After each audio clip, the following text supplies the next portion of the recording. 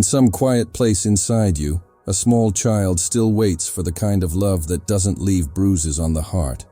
The kind of love that doesn't ask you to shrink just to stay close.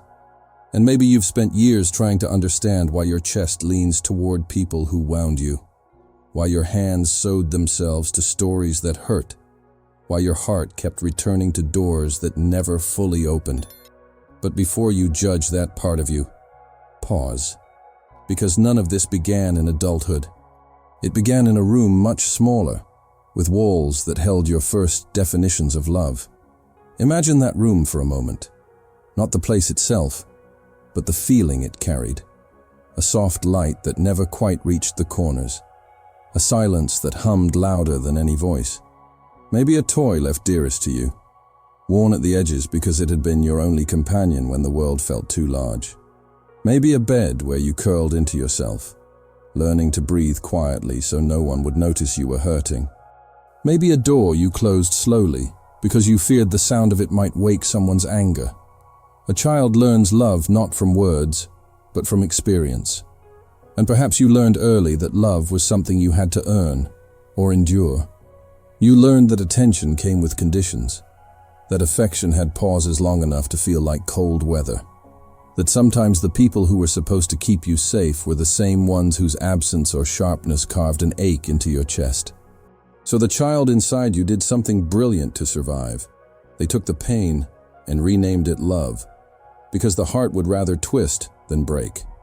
And now, as an adult, you wonder why your body leans toward the familiar, even when the familiar hurts.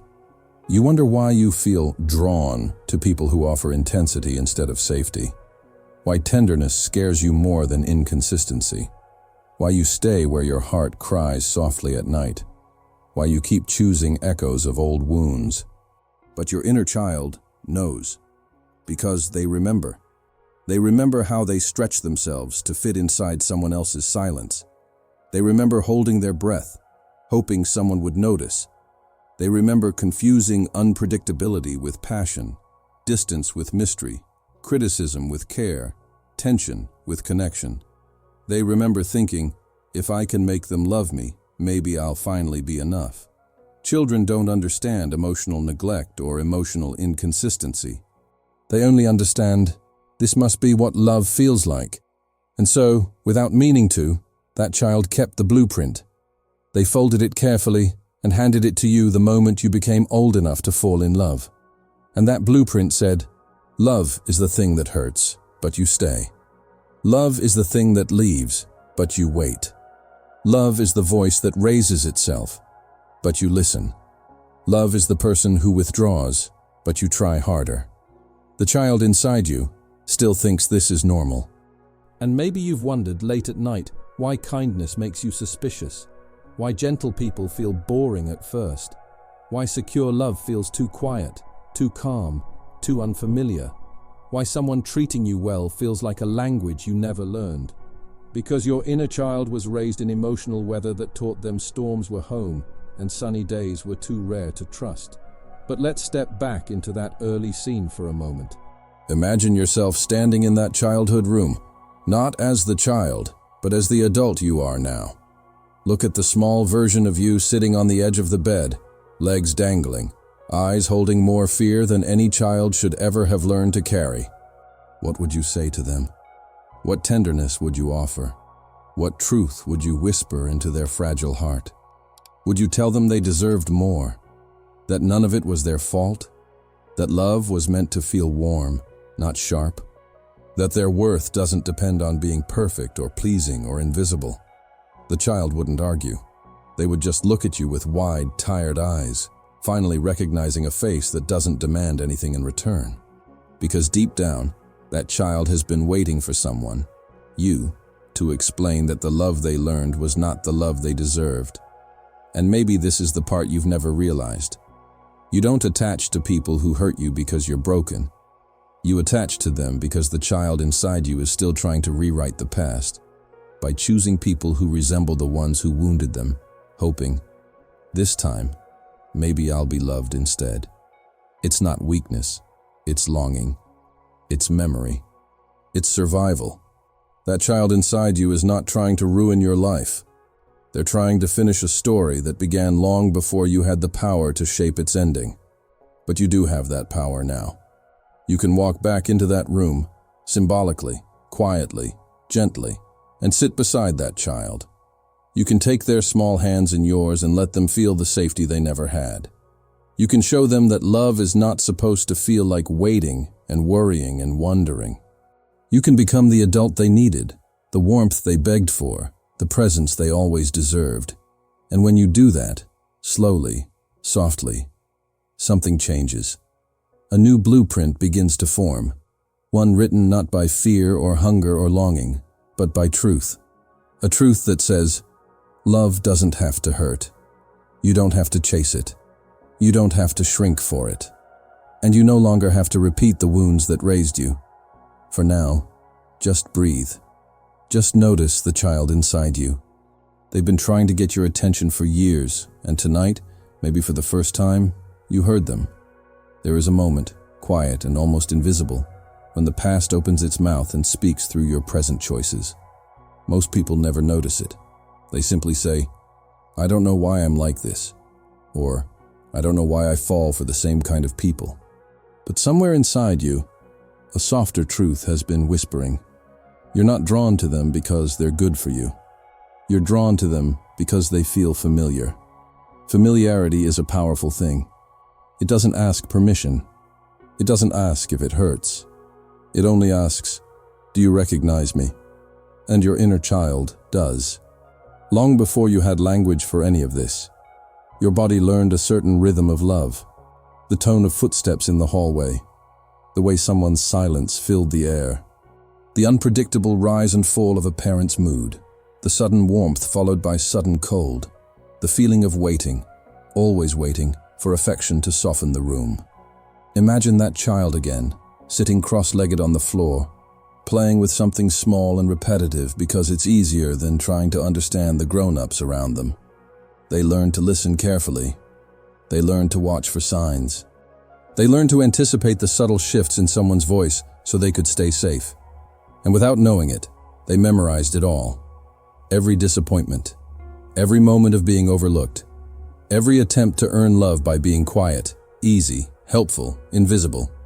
Every time affection arrived late, confusing, inconsistent. And because children cannot choose their world, they adapt to it. That adaptation becomes a template, a blueprint, a scent of home that the heart follows even decades later. You might think you're choosing partners or friends or people by logic, but so often, it's the small child inside you choosing by memory. They sense something, an emotional texture, a familiar distance, a familiar tension, and then they tug you toward it, whispering, I know this. I've lived here. This must be love. Not because it feels good, but because it feels known. And known things feel safe, even when they hurt. Maybe in adulthood, you meet someone who feels warm, consistent, gentle. Someone who speaks softly, not because they're hiding something, but because they don't believe love should raise its voice. Someone who listens, someone who doesn't punish you with silence, someone who doesn't disappear to make you chase them. And strangely, they unsettle you. Their calm feels too quiet. Their presence feels too steady. Their kindness feels suspicious, like a trick you haven't decoded yet. Their availability feels overwhelming, almost uncomfortable. Why? Because they don't match the blueprint. Your inner child searches their face, their tone, their patterns, looking for the chaos it knows how to manage, looking for the storm it knows how to survive. And when it doesn't find it, the child becomes uneasy. Not because love is wrong, but because love feels unfamiliar. So your adult self pulls away gently, or slowly loses interest, or finds ways to convince yourself that something is missing. Not passion, not chemistry, but the emotional chaos you once mistook for love. And then, one day, someone else walks into your life. Someone who mirrors the inconsistency you grew up with. Someone who gives affection in bursts, followed by cold distance. Someone who keeps you guessing. Someone who makes you work for every drop of love. And suddenly your chest lights up.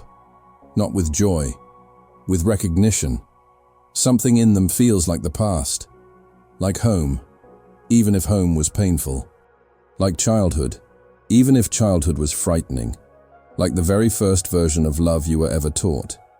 Your heart leans forward, not because this person is good for you, but because your inner child finally sees a story they understand. It is the echo of an old wound calling you by name, and it feels like gravity. But here's the part no one ever told you. Your inner child is not choosing them because they want to be hurt again.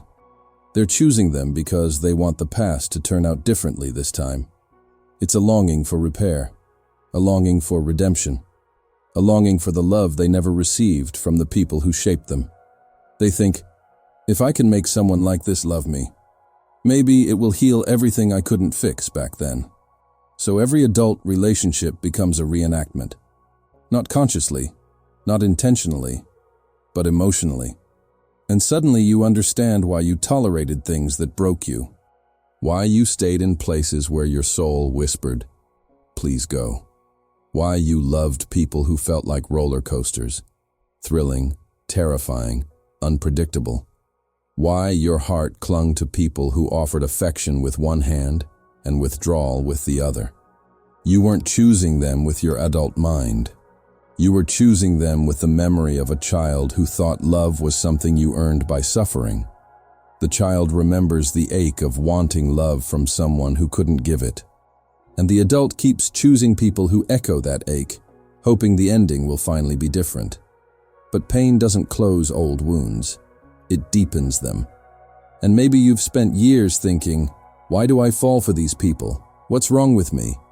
But nothing is wrong with you. Truly, there is nothing wrong with you. You are simply loyal to the child you once were. A child who learned to survive by loving the people who hurt them. A child who believed that crumbs were a feast. A child who assumed their needs were too loud.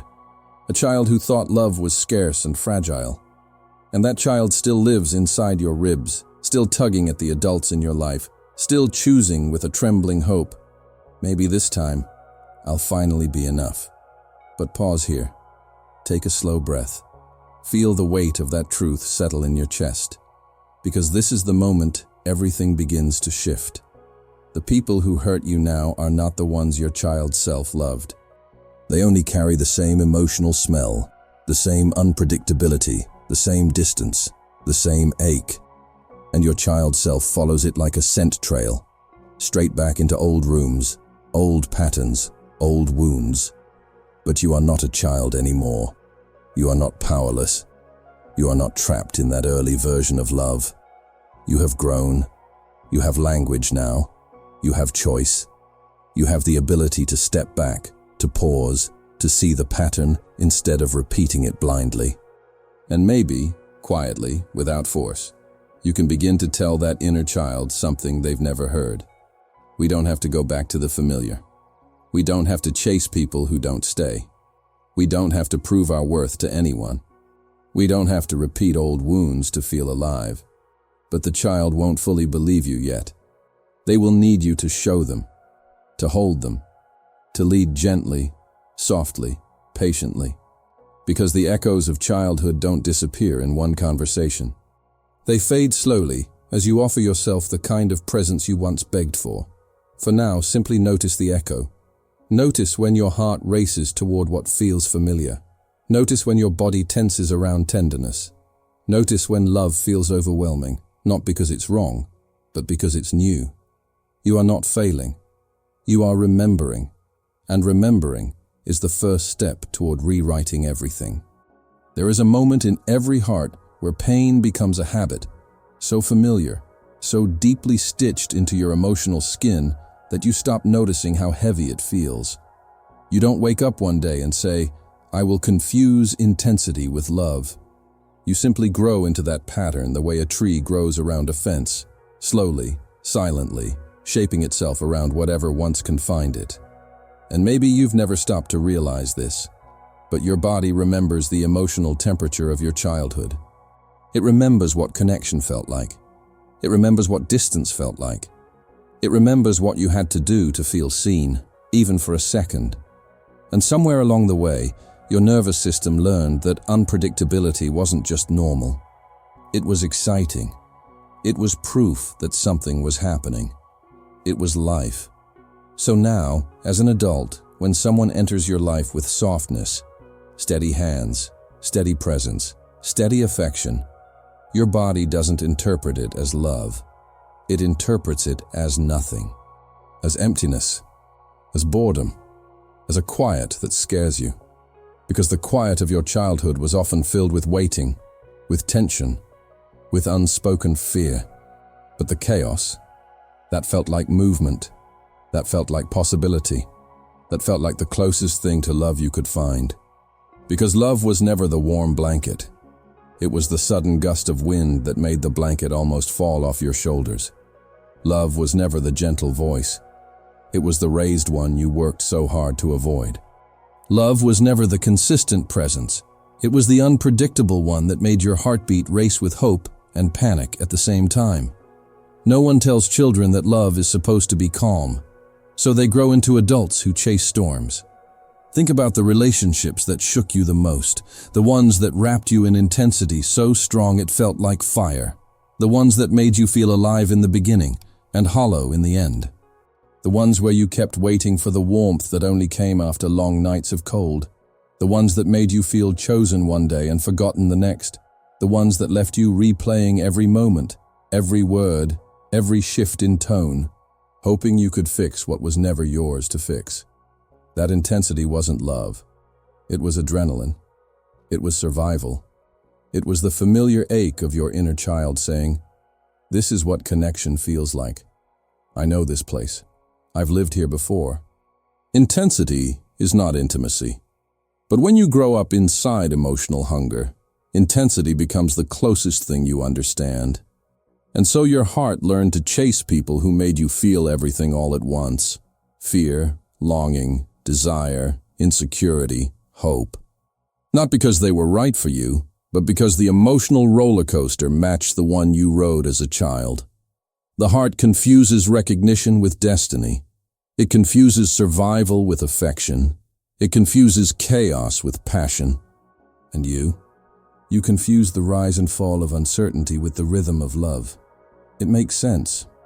If affection in your childhood came in waves, strong, then absent, you learned to cling during the strong moments and to brace yourself during the absence. If validation came rarely, you learned to work for it. If tenderness came only after you cried or broke down, you learned that pain was the doorway to comfort. If silence was the punishment, you learned to fill that silence with pleasing, apologizing, trying harder. Intensity was the currency of connection. So now, when someone offers you steady affection, your body rejects it like an unfamiliar language. The peace feels foreign. The predictability feels uncomfortable. The warmth feels suspicious. You wait for the disappointment, because disappointment is a story you know by heart. But when someone comes with inconsistency, pulling you close, then pushing you away, loving you deeply, then disappearing emotionally, giving you crumbs, then convincing you they're a feast, something inside you lights up. Your adult self says, "I know this hurts." But your inner child says, "I know this feeling. I can survive this. I remember how to make myself small. I remember how to wait. I remember how to work for love." And so you chase what wounded you, not because you want pain, but because pain feels like home. Imagine the child you once were, sitting by a window, tracing tiny circles on the glass while waiting for someone to walk through the door and soften their world. Imagine the little heartbeat listening for footsteps. Imagine the tiny shoulders carrying the weight of not knowing why love felt so far away. That child equated longing with love, and longing became the emotional flavor you internalized. So in adulthood, when someone makes you long for them, when they leave gaps for you to fill, when they disappear just enough for your stomach to twist, your heart mistakenly calls that passion. But longing is not love. It's the bruise of an unmet need echoing through time. Maybe you've mistaken the butterflies of anxiety for the butterflies of attraction. Maybe you've mistaken the intensity of emotional turbulence for deep connection. Maybe you've mistaken the ache in your chest as a sign that someone is your destiny, instead of recognizing it as the child inside you, remembering how it felt to chase the love that was always out of reach. Your attraction isn't broken. Your compass isn't defective. It's simply calibrated to an old map. A map drawn by a child who didn't have the power to ask for more. A child who believed that love came with sharp edges. A child who thought insecurity was just part of the package. A child who thought love was something they had to earn. But here is a softer truth. You don't love intense people because they are special. You love them because the child inside you recognizes the emotional terrain. They feel familiar. They feel like unfinished business. They feel like the same wound, wearing a different face. And your child self whispers, maybe this time if I try hard enough they won't leave. Maybe this time I'll finally be chosen. Maybe this time I'll win the love I couldn't win before. But that is the tragedy of repeating pain. You don't heal by revisiting the wound. You heal by choosing different weather. You can almost feel that child inside you, still carrying the memory of every time they reached out and were met with distance. And now you reach for people who give you the same distance, hoping you'll finally earn the closeness. But you are no longer that child. You are no longer trapped inside that old story. You no longer have to mistake the storm for love. And maybe the most honest thing you can do right now is to place a gentle hand over your heart and whisper, I know why I choose this. I know where it came from, but I don't have to keep confusing intensity with care. Because love isn't the thing that makes your heart race in fear. Love isn't the thing that keeps you guessing. Love isn't the thing that makes you feel small. Love is the quiet that doesn't feel threatening. The warmth that doesn't vanish. The presence that doesn't need to be earned. The connection that doesn't demand your suffering. And though it still feels unfamiliar, it's the kind of love your inner child has always deserved. There's a quiet truth about the human heart that no one teaches you when you're young. Your body remembers the pain before it remembers the love. The child you once were learned to read danger before comfort, tension before tenderness, distance before connection. And because childhood is the first world you ever know, your heart naturally assumes that whatever it felt back then must be the way life works. So you grow up with a body that tenses at kindness and relaxes into chaos. A heart that gets confused when someone shows up gently. A mind that waits for the other shoe to drop even when someone is offering steady warmth. Not because you don't want to be loved, but because you were trained to survive love that hurt. Imagine yourself now, as the adult you've become, waking up one morning and noticing how your body reacts to certain people. Some make your chest tighten, your breath get shallow, your mind spin with questions like, are they losing interest? Did I say something wrong? Are they pulling away? Others make your shoulders soften, your breath deepen, your heart slow down. But oddly enough, you feel more drawn to the first group. The ones who confuse you. The ones who unsettle you. The ones who keep you guessing. The ones who remind your nervous system of something old, because unpredictability feels like home. And home, even when it hurts, is compelling. This is not a flaw. It's not evidence that something is wrong with you. It's a memory, alive, unhealed, echoing inside your chest. Your inner child learned the emotional rules long ago. Rules written by the people who raised you, the people whose love you depended on, the people whose warmth you craved, even when they couldn't give it consistently. The rules sounded like, love comes and goes. You must earn someone's affection. Stay alert. Comfort never lasts. Don't relax too much. Be ready. Prove your worth. And maybe they'll stay. These rules burrowed into your bones, becoming reflexes. And now, as an adult, you don't consciously choose partners who remind you of those old dynamics. Your body does. It moves toward the familiar ache. It recognizes the emotional temperature, the tone, the unpredictability, the emotional distance disguised as mystery. The child inside you feels it and whispers, I know this feeling. I know how to survive here. I know how to bend myself into the right shape. I know how to wait. But safety, kindness, steady affection, consistency, those things feel foreign to a body trained in vigilance. Imagine a child who spent years studying the weather, learning to predict storms by the tension in the air, by the sound of footsteps, by the silence between sentences. Now imagine giving that same child a sunny day and expecting them to trust it. They won't. They'll wait for the clouds. They'll watch the horizon. They'll brace for the rainfall that never comes. That's what happens inside you when someone treats you with gentle care. Your adult self says, "This is good." Your inner child says, "This is suspicious." And your body listens to the child. You feel restless. You feel uneasy. You feel like something is missing. You feel like the connection isn't deep enough. You feel like the calm means emptiness. But the calm isn't emptiness. It's safety. You just don't recognize it yet. And then, when someone enters your life and introduces uncertainty, someone whose love is hot, then cold, someone whose attention makes you work, someone whose silence feels like punishment, someone whose affection comes in small, intense doses, you feel alive. Your heart wakes up not because it's love, but because it's familiar. It's the emotional chaos you were raised inside. It's the rhythm your body knows by heart. It's the wound that never fully healed, whispering, "We've been here before." And so you follow the pull. Not because you enjoy the hurt, but because your body thinks this is what love should feel like. That body of yours has been trying to protect you, even while guiding you toward the very patterns that hollow you out. It believes familiarity is safety. It believes chaos is connection. It believes longing is love. But pause for a moment. Imagine standing in front of a mirror, not the kind that reflects your face, but the kind that reflects your emotional history. In that mirror, you don't see the adult at first.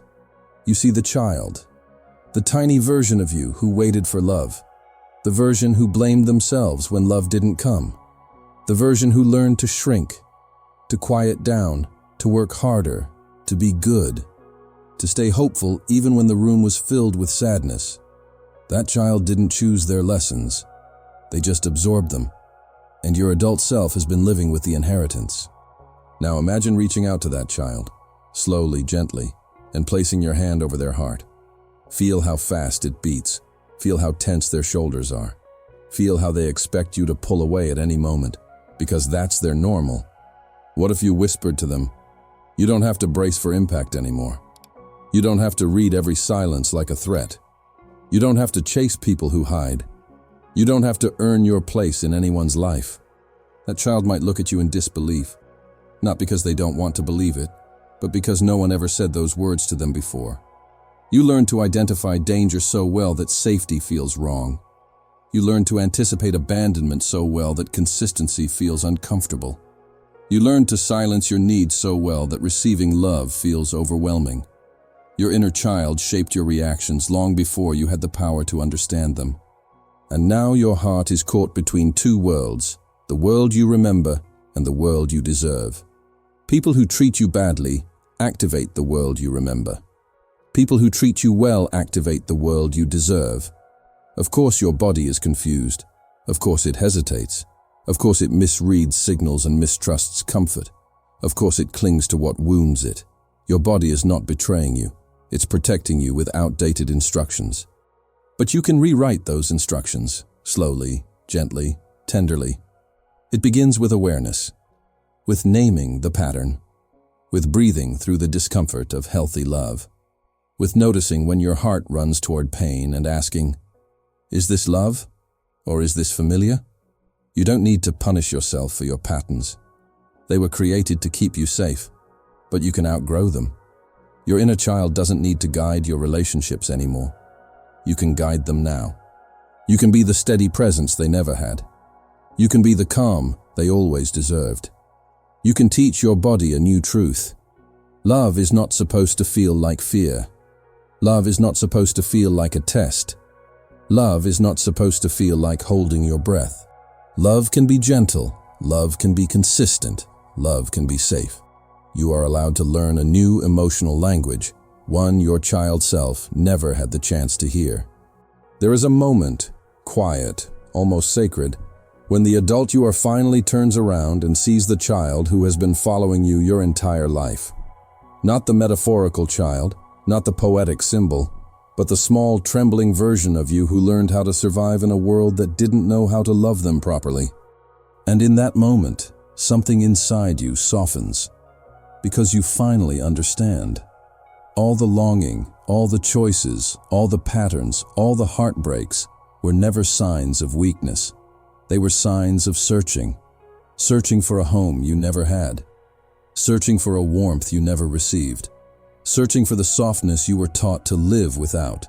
And now, finally, you're standing face to face with the one who's been guiding you through every painful love, your inner child. Imagine them for a moment, not as an idea, but as someone real, someone small, someone waiting. Imagine their tiny hands hanging by their sides, tired from reaching for people who kept walking away. Imagine their eyes, wide, hopeful, and afraid all at once, looking up at you as if wondering whether you'll leave too. Imagine the way their shoulders curl inward, the way they brace themselves even in your presence, because the world taught them first how to brace, not how to receive. They don't expect you to stay, because no one ever did in the way they needed. And maybe for your whole life, without realizing it, you've been trying to save that child by loving people who resembled the ones who hurt them. Maybe every heartbreak was a reenactment, every toxic pull a repetition, every painful love an attempt to rewrite history. Your child self was trying to fix the story by choosing characters who carried the same emotional temperature as the past. But the child never got what they needed, because you can't fix an old wound by touching it with the same hands that created it. So here you are, standing in the doorway between past and present, between memory and possibility, between wound and healing. This is the moment the script changes. Not because someone else finally shows up for you, but because you do. And the child inside you looks at you, confused at first, almost suspicious, because kindness is unfamiliar, even from you. But then something begins to shift. The child recognizes something in your eyes, something steady, something true, something that finally feels safe. You kneel down in front of them, not as a symbol of power, but as a gesture of softness. And for the first time in your life, you really see them. Not as the source of your pain, but as the source of your strength. Not as the part of you that needs fixing, but as the part that has been protecting you all along. And you whisper something they've waited a lifetime to hear. You don't have to earn love anymore. You don't have to chase anyone. You don't have to explain your needs. You don't have to prove you're worthy. I'm here now, and I'm not going anywhere.